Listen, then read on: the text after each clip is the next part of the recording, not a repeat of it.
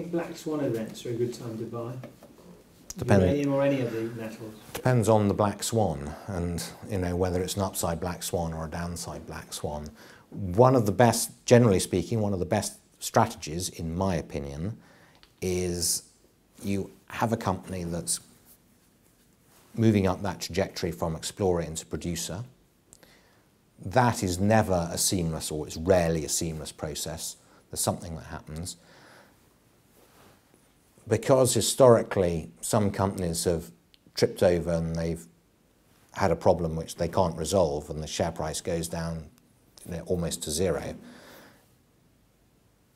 If any company ever has a problem on that trajectory, typically you see the price fall by half or a third within the space of minutes. And if you can quickly identify that as being a non-fatal flaw, it is an extremely good time to buy.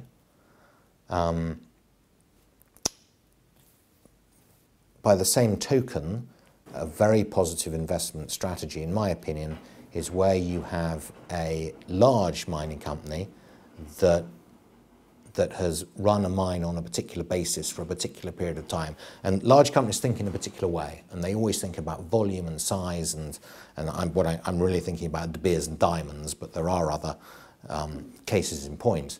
And then that mine really stops because all mines are depleting assets, and they all become more complicated as they get, as you mine out the sort of core of it, it becomes more complicated.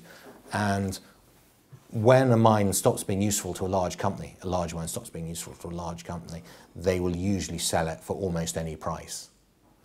And it becomes irrelevant to the large, and it is a very good strategy to invest at that point as well. So your junior will then say, Petra buys mines from De Beers, runs them on a completely different basis, because suddenly it's not running them for volume, but it's running them for profit, pure profit, which means the size of the stones that you're getting out is much more important.